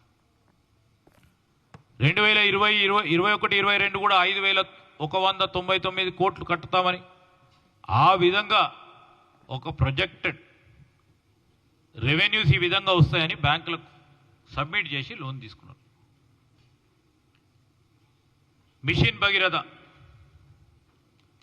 మిషన్ భగీరథకు సంబంధించిన వాటర్ టారిఫ్ కూడా వారు లోన్ తీసుకుంటున్న సందర్భంలో ఏ విధంగా చెప్పినరు? ఈరోజు పర్ కిలో లీటర్ గ్రామీణ ప్రాంతంలో ఉంటున్న ఇంటికి వాటర్ సప్లై భగీరథల ద్వారా చేస్తే మేము 12 రూపాయలు కిలో లీటర్కి ఛార్జ్ చేసి మీకు తిరిగి కడతామని చెప్పింది. లోన్ తీసుకున్నప్పుడు తిరిగి కట్టాలి, ఏ విధంగా కడతామని బ్యాంకర్స్ అడుగుతా ఉన్నప్పుడు వారు తీసుకున్నప్పుడేమో ఈ విధంగా మున్సిపల్ కార్పొరేషన్కు 25 రూపాయలు కిలో లీటర్ కని, మున్సిపల్ రిక్వైర్మెంట్కు 20 రూపాయలని, మరి ఇండస్ట్రీస్కు 150 రూపాయలు కిలో లీటర్ పరంగా కలెక్ట్ చేసి మీకు కడతామని బ్యాంకర్స్కి ఇవ్వటం జరిగింది. ఆ సందర్భంలో ఇవన్నీ కూడా వారు సబ్మిట్ చేసిన రిపోర్ట్స్ బ్యాంక్స్. ఈ ప్రాజెక్ట్ ఎకనామిక్స్ రేషియోస్ ఈ విధంగా తీసుకెళ్తా ఉన్న సందర్భం డ్రింకింగ్ వాటర్ ఛార్జెస్కు సంబంధించి నేను ఉదాహరణ చెప్తాను. ఈరోజు మర్చెంట్ బ్యాంకర్కు సంబంధించిన ఫీజుకు సంబంధించిన విషయంలో వారు ప్రస్తావన చేసినట్టు చాలా సంతోషం. అదేదో ఎవరికో ఇచ్చినట్టు, ఏదో విధంగా పోయినట్టు, ఎటో పోయినట్టు, ఎవరు జేబులో పోయినట్టు మాట్లాడారు. అది ఫీజు ఒక మెకానిజం. దేని గురించి ఇచ్చినారు? మర్చెంట్ బ్యాంకరు డిబెంచర్ ట్రస్టీ ద్వారా ఎవరైతే నిధులు మన బాండ్స్లో పెడతా ఉన్నారో వారందరినీ కూడా దగ్గర తీసుకొచ్చి తక్కువ రేట్ ఆఫ్ ఇంట్రెస్ట్తోని ప్రజా సంక్షేమ కార్యక్రమాలు ఇవ్వడానికి ₹2, ₹2, 10,000 కోట్ల రూపాయల వరకు సమకూర్చే కార్యక్రమం జరుపుతా ఉన్న సందర్భం మీరు ఇచ్చిన ఒక మర్చెంట్ బ్యాంకర్కు సంబంధించి ఒక్క రూపాయి తీసుకురాకుండా రీస్ట్రక్చరింగ్ ఆఫ్ లోన్స్కే, ఓన్లీ రీస్ట్రక్చరింగ్ ఒక్క రూపాయి కూడా రాలేదు. Restructuring of loans Kaleshwaram irrigation project కార్పొరేషన్కు సంబంధించి దాదాపు 8 కోట్ల రూపాయలు కేవలం అదే మర్చెంట్ బ్యాంకర్కి వారు కూడా ఫీజు ఇచ్చారు. ఒక్క రూపాయి రాలే. రీస్ట్రక్చరింగ్ ఆఫ్ లోన్స్కి సంబంధించి Telangana state water resources infrastructure development కార్పొరేషన్కు సంబంధించి, అదేవిధంగా Indiramma flood flow canal project, Chokkarao Devadula lift irrigation scheme, Sitarama lift irrigation projects, debt syndication 1000 crores సంబంధించిన అంశం విషయంలో ఇదొక 2 కోట్ల రూపాయలు. అంటే కేవలం ₹1 మనకు అదనంగా రాకుండా స్ట్రక్చరింగ్ దాంట్లో మీరు చేసింది దాదాపు 10 కోట్ల రూపాయలు అప్పరంగా ఇచ్చినామని కాదు కదా. This is a professional fees. ఇది మీరు ఇచ్చినప్పుడు అదే మర్చెంట్ బ్యాంకర్కు వేరే మర్చెంట్ బ్యాంకర్కి ఇస్తేనేమో ఆ బ్రోకరేజ్ ఫీజు కరెక్ట్. ఈరోజు 10,000 కోట్ల రూపాయల వరకు ప్రజా సంక్షేమాన్ని గురించి ఖర్చు పెట్టాలని, రూపాయి తిరిగి ప్రజలకు చెందాలనే ఆలోచనతోనే అదే బ్రోకరేజ్ ఫీ, ప్రొఫెషనల్ ఫీజు ఇస్తే ఎటు పోయినాయని మాట్లాడటం సరికాదు. ఇది we have to be very clear to the people. నేను ఎందుకు స్పష్టంగా అన్ని చెప్తా ఉన్నానంటే, రేపు ఇవాళ కాకుండా మేము రేపు పొద్దున మాట్లాడినా, ఏ విషయం మాట్లాడినా స్పష్టంగా ఇది ఫినాన్షియల్ మార్కెట్స్లో ఉన్న ప్రతి ఒక్కరికి డిబెంచర్స్ కానీ బాండ్స్ రూపేనా కానీ తీసుకున్న డబ్బులకు సంబంధించిన సేకరణ విషయంలో స్పష్టంగా అందరికీ తెలుసు. కానీ దాన్ని ఏదో కన్ఫ్యూజన్ చేయాలా, మా పైన బురద చల్లాలా, బురద చల్లితే వారే దూసుకుంటారు, దూసుకునే ప్రయత్నంలో ముందుకు సాగుతుంది, సమయం గడిచిపోతుంది, దానివల్ల అభివృద్ధి ఆగుతుంది, సంక్షేమం ఆపివాలా అని యోచన చేయకుండా ఎందుకు అంత ఈర్ష్యపడతా ఉన్నారు? ఈ తెలంగాణ రాష్ట్ర ప్రజలకు ఏదో మేలు చేయాలని ఒక లక్ష్యంతో, ఒక పట్టుదలతో ముందుకు పోతా ఉన్నాం. మీకు చేతనైతే మంచి సలహా సూచనలు ఇవ్వండి, ఈ విధమైన దుష్ప్రచారాలు ఆపండి. మీరు చేసినా ఏం చేసినా, ఎన్ని తప్పులు చేసినా కరెక్ట్ అనే రూపంలో 10 సంవత్సరాలు మీరు నడిపినరు. కానీ ఈరోజు ప్రజా సంక్షేమం గురించి మంచి చేయాలనే ఉద్దేశంతో ప్రొసీజర్స్, పద్ధతులు, రెగ్యులేషన్స్, బ్యాంకింగ్ రెగ్యులేషన్స్ ఫాలో అవుతూ ఈరోజు మేము సేకరిస్తున్న నిధులు తిరిగి ప్రజా సంక్షేమం గురించి ఖర్చు పెట్టాలనే అంశంతో పాటు ప్రజలకు సంబంధించి ఒక మంచి కార్యాచరణతో ముందుకు పోవాలని, నిరుద్యోగ యువతీ యువకులకు సంబంధించి ఉపాధి కల్పించాలని, ఈ హైదరాబాద్ ఒక గొప్ప గ్రోత్ ఇంజన్గా ఎదుగుతున్న సందర్భం, ప్రపంచ దేశాల్లోనే ఒక ప్రత్యేకమైన స్థానం కల్పించాలి, ఇంకా ముందుకు సాగాలి అని చేస్తూ ఉన్న ఒక ప్రయత్నంలో అడ్డు తగలొద్దని వారికి మనవి చేస్తా ఉన్నాం.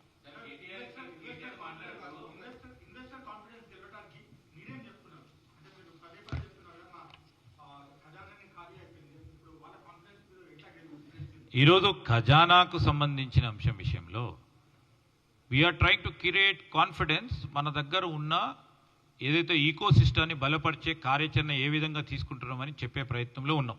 ఉదాహరణకు చెప్తా ఉన్నా నేను, ఎందుకంటే మేము దావోస్ వెళ్ళినప్పుడు ప్రధానంగా అడిగింది వారు చాలామంది పారిశ్రామికవేత్తలు స్కిల్స్ విషయంలో ఏం చేస్తున్నారని మొదటి ప్రశ్న వేశారు. స్కిల్స్ యూనివర్సిటీ చేసి పెట్టే కార్యక్రమంలో చేస్తూ ఉన్నాం, నైపుణ్యాన్ని పెంపొందించే కార్యక్రమం చేస్తూ ఉన్నాం, మీకు కావాల్సిన నైపుణ్యం అందజేస్తాం, మీరు రండి అని ఆహ్వానం పలకటం జరిగింది. రెండవది, ఇక్కడ జరుగుతూ ఉన్న మనకు ఫినాన్షియల్ కన్స్ట్రెయింట్స్ కూడా ప్రజలకు చెప్పకుండా ఉంటే మేము అనుకున్నాం, మేము ఇచ్చిన 6 గ్యారెంటీలు కూడా పూరించే కార్యాచరణ ఏ విధంగా చేస్తాం, ఎందుకు కొద్దిగా ఆలస్యం అవుతుందో చెప్పాల్సిన బాధ్యత మా పైన ఉంది. సో ఖజానా స్థితి ఏ విధంగా ఉందో కూడా చెప్పకుండా ఉంటే ప్రజలకు ఎట్లా తెలుస్తుంది? ఆ ప్రజలకు చెప్తూ ఈరోజు మేము ప్రపంచ దేశాలకు వెళ్ళినప్పుడు ఎటన్నా పోయినప్పుడు తప్పకుండా స్థిరంగా ఉంది, మీరు రండి అని చెప్పుకోవడానికి అందరి పక్షాన మాట్లాడతాం. ఈరోజు మేము ఈ 10 సంవత్సరాలు, గత 10 సంవత్సరం, అంతఃపూర్వకం 10 సంవత్సరాలు, అంతఃపూర్వకం 10 సంవత్సరాలు అంతా కూడా బాగా జరిగింది అని చెప్పుకొని ముందుకు నడుస్తూ ఉంటాం. బయటికి పోయినప్పుడు ఒక రాష్ట్రానికి సంబంధించిన ప్రయోజనం ఇంపార్టెంట్. ఆ ప్రయోజనాలు దృష్టిలో పెట్టుకొని మా నడకడ ఉంటుంది.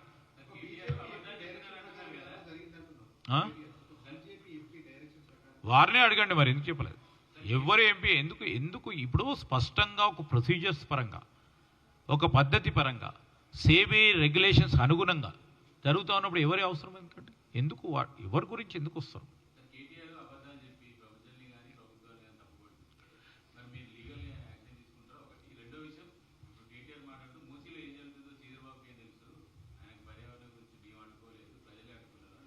ఎవరు వాళ్ళను ఇప్పుడు మూసీకి నదికి సంబంధించిన ప్రక్షాళన చేస్తూ ఉన్న సందర్భంలో మూసీ పరివాహక ప్రాంతంలో ఉంటున్న ప్రజానికానికి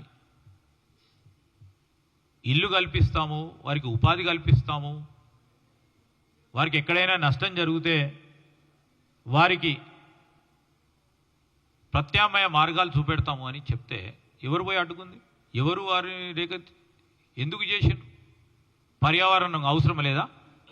2021లో ఫ్లడ్స్ వచ్చినప్పుడు హైదరాబాద్ నగరవాసులు ఏ విధంగా ఇబ్బంది పడుతున్నప్పుడు అప్పుడు పర్యావరణం గుర్తు రాలేదా? మూసీ నదికి సంబంధించి మూసీ పరివారిక ప్రాంతంలో ఉంటున్న వారు ఇల్లు ఏ విధంగా మునిగిపోయిందో గుర్తులేదా?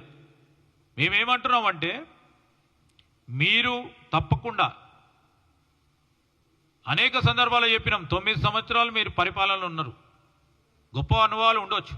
ఆ అనుభవాలను తిరిగి దీన్ని అభివృద్ధిని ఆపే ప్రయత్నం ఉపయోగించొద్దు. అభివృద్ధిని ఇంకా ముందుకు ఏ విధంగా సాగాలి, మీరు ఈ విధంగా చేయొద్దు, ఈ విధంగా చేస్తే బాగుంటుంది సలహా సూచనలు ఇచ్చే బదులు అభివృద్ధిని అడ్డుపడే కార్యక్రమం చేయొద్దని చెప్తా ఉన్నాను, స్పష్టంగా చెప్తా ఉన్నాను.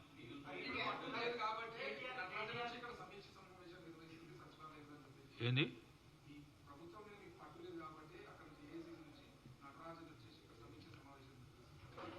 సమీక్షా సమావేశం ఏమి నిర్వహించలేదండి. వారు సమీక్షా సమావేశం ఎక్కడ నిర్వహించారు? సచివాలయంకి ఎవరన్నా వద్దంటమా? కన్నా టీఆర్ఎస్ వాళ్ళు కూడా వస్తారు. టీఆర్ఎస్ వాళ్ళు రాలేదా? బీజేపీ సోదరులు రాలేదా? సరే నాయకులు రాలేదా, కార్యకర్తలు వస్తలేరా? వాళ్ళకి పని ఉంటే వారిది కూడా సచివాలయం, ఇది ఒక్కడితే కాదు సచివాలయం. అన్ని పార్టీలకు సంబంధించిన వారు వచ్చే అవకాశం ఉంటుంది. మాతో కూడా మాతో మాట కలిసేందుకు మా నాయకత్వం వస్తుంది. దీని పరంగా ఈరోజు వాళ్ళ నిర్ణయం తీసుకుంటారు, ఆ నిర్ణయం ప్రకారమే నడిపిపోతుందని ఎక్కడ కూడా వారం లేదు. వారు మా మీనాక్షి నటరాజన్ గారు ఎప్పుడు కూడా చెప్పలేదు.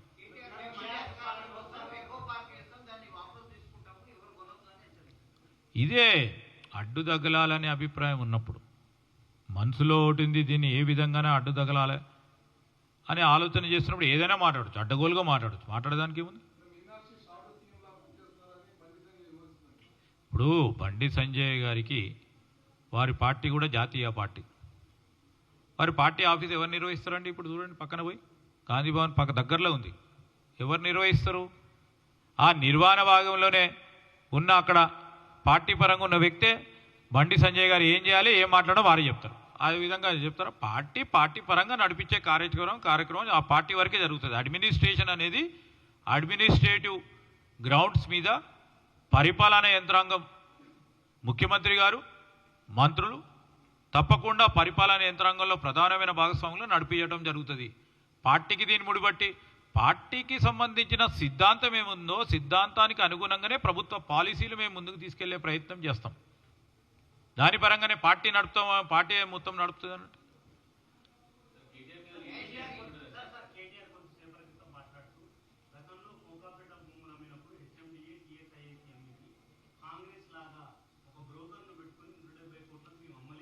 ఇప్పుడు నేను అడుగుతున్నానండి, ఇప్పుడే చెప్పిన ఒక మర్చెంట్ బ్యాంకర్, అది కూడా మర్చెంట్ బ్యాంకర్ అంటే ఆయన బ్రోకర్ అంటున్నాడు, మేము మర్చెంట్ బ్యాంకర్ అంటున్నాం. బ్రోకరే, సరే ఫినాన్షియల్ టెక్నికల్ టర్మ్స్లో బ్రోకరే. ఆ విధంగా రూపాయి ఆమ్దాని లేకుండా 10 నుంచి 15 కోట్లు పే చేసారు.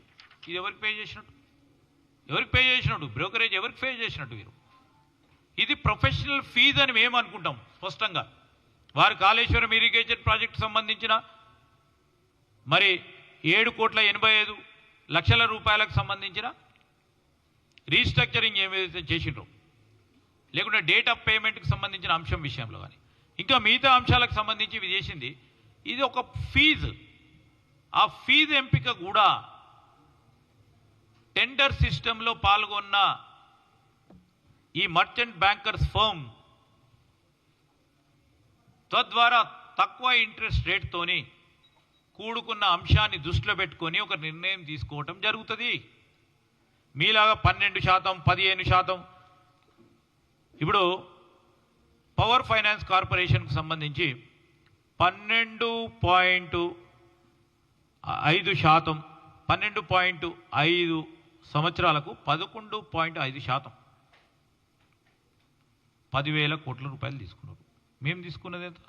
బాండ్ రూపాయన తీసుకొచ్చింది ఎంత? 9.35. ఎంత మిగులుతుంది? ఇవన్నీ వారు తీసుకొచ్చిన గణాంకాల లోన్స్కు సంబంధించి అన్నీ ఉన్నాయి. మేము ఎందుకు చెప్తా ఉన్నామంటే ప్రజా సంక్షేమం గురించి, అభివృద్ధి గురించి ఈరోజు వారు సంకల్పించిన కార్యక్రమాలు ముందుకు తీసుకెళ్లే కార్యక్రమంలో వాళ్ళు బ్యాంకుల ద్వారా, లోన్ల ద్వారా తీసుకొచ్చిండ్రు. ఈరోజు మేము కాదు, ప్రతి ప్రభుత్వంలో కూడా నేను ఇప్పుడు చెప్పిన 3-4 ప్రభుత్వాలకు సంబంధించి మార్కెట్కి అనుగుణంగా మార్కెట్కు సంబంధించిన రేట్స్కు సంబంధించి బ్యాంకుల కంటే తక్కువ, బ్యాంకులకు సంబంధించి లోన్స్ తీసుకొస్తున్నప్పుడు ఇంట్రెస్ట్ రేట్ నెగోషియబుల్ ఉంటాయి.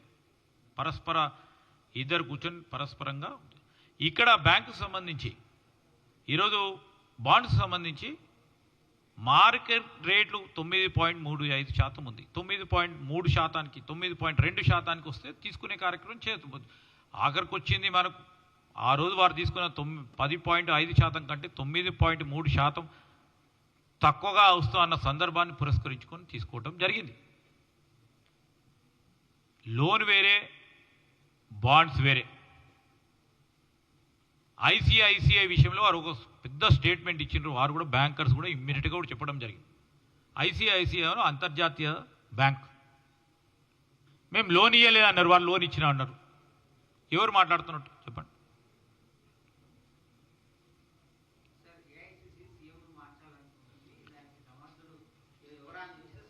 ఇప్పుడు ఏఐసిసి నేను చెప్తా ఉన్నా, ఆయన ఏ సందర్భంలో మాట్లాడిండో, ఏ విషయంలో మాట్లాడినో నాకు తెలియదు. చిన్ననాటి నుంచి నాకు పరిచయం ఉంది కనుక విధంగా మాట్లాడింది కావచ్చు అని నా అభిప్రాయం. ఈరోజు అందరు కూడా సమర్థులు. దాంట్లో భాగంగానే మా అఖిల భారత కాంగ్రెస్ పార్టీ నాయకత్వం, ప్రధానమైన నాయకత్వం ఎవరికి ఇవ్వాలో వారు నిర్ణయం చేస్తారు. ఈరోజు కూడా చెప్తాను, ముఖ్యమంత్రి గారు స్పష్టంగా రాష్ట్ర ప్రజలకు సంబంధించిన సంక్షేమం, అభివృద్ధి విషయంలో ఎక్కడా అవినీతి లేకుండా పరిపాలన చేస్తూ ఉన్నారు. అఖిల భారత కాంగ్రెస్ పార్టీ నిద్రలో ఏం ఆలోచన చేస్తుందని మా సోదరుడు మాట్లాడితే ఏం చెప్తాం. ఇప్పుడు ముఖ్యమంత్రి గారు మంచిగా పరిపాలన చేస్తూ ఉన్నప్పుడు ఆయననే ముఖ్యమంత్రిగా ఉంటారు, ఉండి తీరుతారు.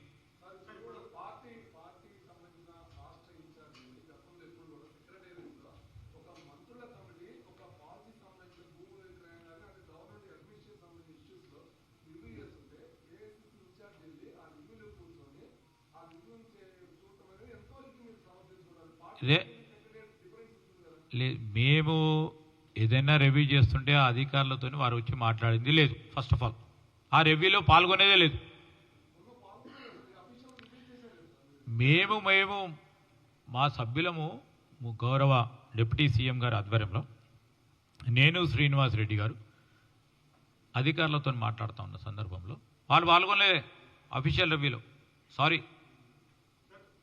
అఫీషియల్ రివ్యూలో పాల్గొనలే. మాతో వచ్చి అనేక విషయాలు మాట్లాడినారు. కేవలం దీని గురించే కాదు, అనేక విషయాలు పార్టీ పరంగా, పార్టీకి సంబంధించి అనేక అంశాలు మాట్లాడినారు.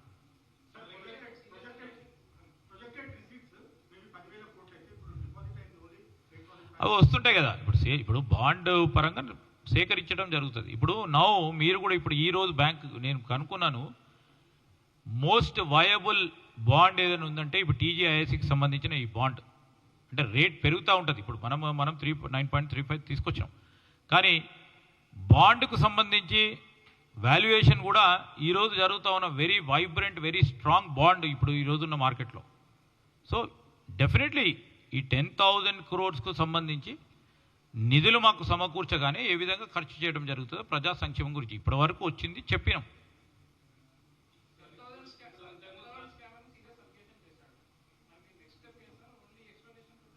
ఎక్స్ప్లెనేషన్ కాదండి, first of all we have to sensitize our people, that's our job. ఏం చేయాలనేది తర్వాత మేము కూర్చొని మాట్లాడతాం.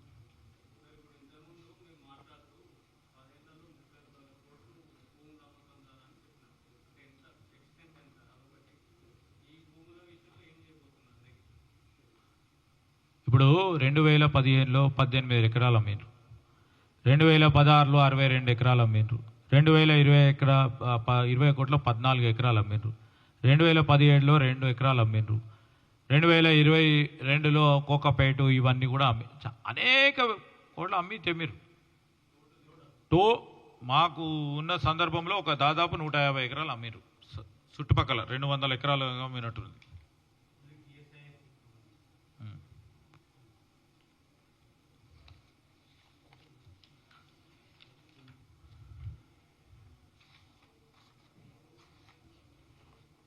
యా దాదాపు 150 ఎకరాలు అమ్మిరు.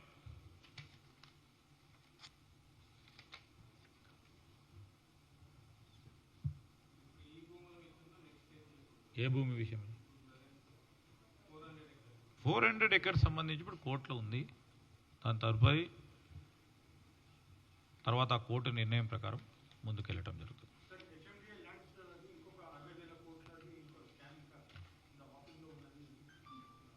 ఏదైనా మాట్లాడొచ్చండి, మైక్ దొరికిందని మాట్లాడితే మేమేం చెప్తామండి.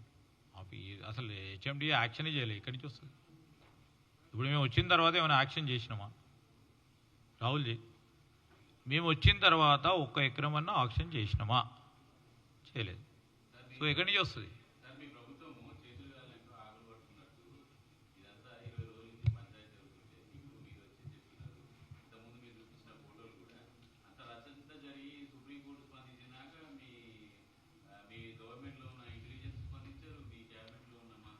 తప్పండి అది. ఇప్పుడు అమికస్ క్యూరీ ద్వారా సుప్రీంకోర్టు ఆ రోజు చేపట్టినప్పుడు గౌరవిస్తూ ముందుకెళ్ళాము. మేము చేసింది తప్పే లేనప్పుడు అనేక సందర్భాల్లో ఈ విధంగానే మాట్లాడుకుంటూ పోతూనే ఉంటారు.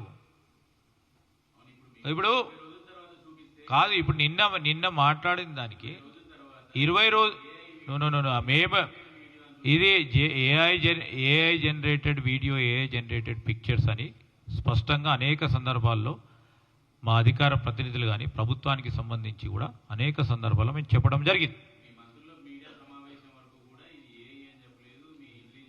ఎవరు చెప్పలేదు, మేమే చెప్పినాము. మేమే కృత్రిమ భేదకు సంబంధించి నేను ఆ రోజు మాట్లాడినప్పుడు చెప్పిన. డెఫినెట్లీ ముగ్గురు సరిపోరా 11 మందిలో? ఇప్పుడు ఎక్కడ ఎప్పుడు స్పందించాలో అప్పుడే స్పందించే కార్యక్రమం చేస్తాం. మంచి చేస్తూ ఉన్నప్పుడు, స్వచ్ఛమైన ఆలోచనతో ముందుకు పోతూ ఉన్నప్పుడు, నీచమైన రాజకీయం వారు చేస్తూ ఉన్నప్పుడు ప్రజలు గమనిస్తారని అనుకున్నాం. అంత మధ్యలో కోర్టుకు సంబంధించిన అంశం వచ్చింది కనుక ఆగినాము. ఇప్పుడు మేమే ఏదో వచ్చినాము, ఇవ్వాలనే కావాలి, రేపొద్దున ఏదో మాట్లాడతారు. ఇప్పుడు వారు సీనియర్ జర్నలిస్ట్ మాట్లాడినప్పుడు హెచ్ఎండిఏ గురించి అసలు ఏమైనా ఉందా మీనింగ్? అది మీనింగ్ ఉంటే ఏదైనా మాట్లాడాలి, మేము ఏదైనా చేయాలా? వారు ఏదో అన్నారు, వారు అడిగినారు, వారు కరెక్ట్గానే వారు అడిగినారు. కానీ వారు అనేదానికి ఆలోచన ఉండాలి కదా. అసలు ఆక్షనే కాలేదు కదా. There is no auction. Why? ఇప్పుడు దానికి ఇంటరాక్షన్ ఎందుకు చేయలేదు మీరు? రేపొద్దున ఎందుకు చేసినారు మీరు అడిగితే నేనేం చెప్పాలా?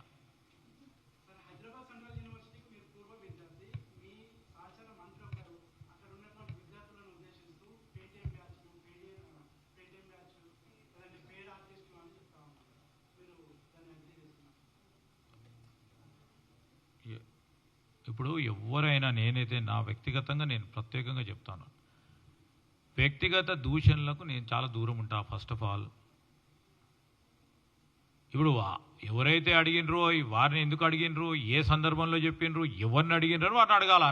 నాకు అసలు ఏ సందర్భంలో అడిగినరు, దేని గురించి చెప్పినరు, దేని చెప్పింది, నన్ను రియాక్ట్ కమ్మండి ఎట్లా?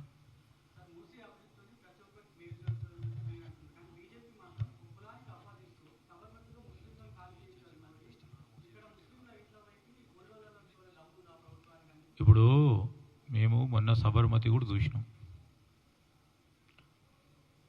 ఈరోజు సబర్మతి రివర్ డెవలప్మెంట్ అథారిటీకి సంబంధించి అక్కడ ఒక విధమైన అభివృద్ధి జరగాలని వారు ఆలోచన చేస్తున్నారు.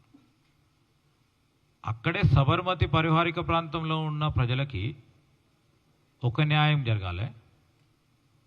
ఈరోజు మూసీ పరివారిక ప్రాంతంలో ఉంటున్న ప్రజలకి ఇంకో విధంగా ఉండాలనేది బీజేపీ ద్వంద్వ వైఖర్య కాదా? ఇక్కడ ఉన్న బీజేపీకి సంబంధించిన మా పార్లమెంట్ సభ్యులను, మా శాసనసభ్యులను సబర్మతికి పోయి అక్కడ ఏ విధంగా వారు బీజేపీ పాలిత ప్రాంతానికి సంబంధించిన ముఖ్యమంత్రి కానీ అక్కడ ఉన్న శాసనం కానీ ఏ విధంగా అభివృద్ధి చేసింది అక్కడ జరగాలి కానీ ఇక్కడ జరగొద్దు అంటారు. వాళ్ళ అభివృద్ధి ఇక్కడ మంచిది జరగొద్దు అంటారు ఈ ప్రజలకి. అక్కడ కూడా అందరు ఉంటారు, అన్ని వర్గాలకు సంబంధించిన ప్రజలు ఉంటారండి అక్కడ.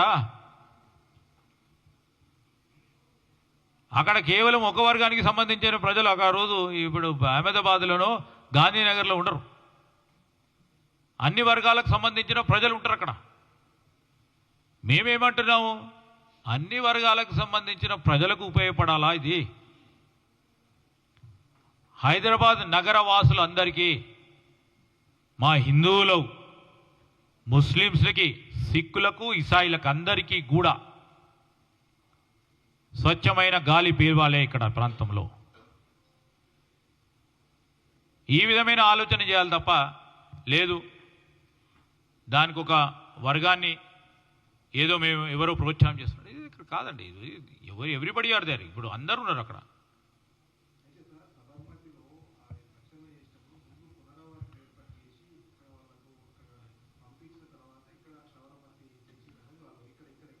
కాదండి, నేను అందుకోసమే వారిని పోయి నేనేమంటున్నా రాజరెడ్డి, నేను అక్కడికి పోయి అంతఃపూర్వకం ఏ విధంగా చేసిండ్రు కనుక్కొని వస్తే బాగుంటుంది. వారు ఒక్కటి మాట్లాడితే సరిపోతుందా? ఏ విధంగా వారు చేసిండ్రు ఒక కృతనిశ్చయంతో సబర్మతిని డెవలప్ చేయాలి. ఇబ్బంది ఏమైనా వస్తే ఇబ్బంది వచ్చిన తర్వాత దాన్ని పరిష్కారం చేసిండ్రు తెలుసా? మీరు చూడండి, పోయి ప్రెస్ న్యూస్ పేపర్ కటింగ్ చూడండి. ఈరోజు మేమేమంటున్నాము, ఈరోజు మేము చేస్తూ ఉన్న ప్రతి కార్యక్రమం ప్రజల బాగుపేతల గురించి ఆలోచన చేసే బాధ్యతల భాగంగా చేస్తూ ఉన్నాం. ఏదో అది కాదు, వారేవో అనుకున్నారు మేము లేకుంటే నేను నడవదని. ప్రజలకు ఏం తెలియదు, ప్రజలకు సంబంధించిన బాధ్యత మా పైన ఉంది కనుక మేము చేస్తూ ఉన్నాం.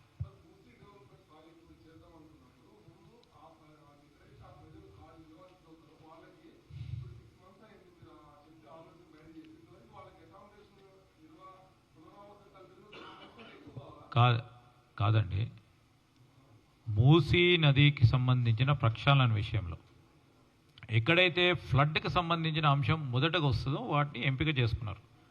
చేసుకొని 300 పైచీలకు కుటుంబ సభ్యులను కూడా రీలొకేట్ చేసిండ్రు. ఇంకా కూడా తక్కువ డ్యామేజ్తో ఏ విధంగా చేయాలనే ఆంక్షతో ఓ రిపోర్ట్ తయారు చేస్తున్నారు. ఆ రిపోర్ట్ పరంగానే అడుగులేస్తేనేమో అంత వేగంగా ఎందుకు వేస్తున్నారో అడుగుతున్నారు. ఆ ఆలోచన చేసి ఇంకా ముందుకు పోవాలని, మంచి సమాలోచన చేసి ముందుకు పోవాలని మీలాంటి వాళ్ళు ఇచ్చే ఆలోచన ముందుకు పోతుంటే ఎందుకు ఆలస్యం అవుతుందని అడుగుతున్నారు. సో మేము సమతుల్యంగా దాన్ని డెవలప్ చేయాలనే యోచనతో ఎవరికి ఇబ్బంది రాకూడదు. సరే, కొన్ని సందర్భాల్లో అతి ఉత్సాహంతో కొంతమంది అధికారులు పనిచేసి ఉంటారేమో, దానిలో ఉన్న తప్పులొప్పులు కూడా తెలుసుకొని తప్పకుండా ప్రజలకు ఎవరికి కూడా నష్టం కాకుండా కార్యక్రమం తీసుకుంటాం. Thank you.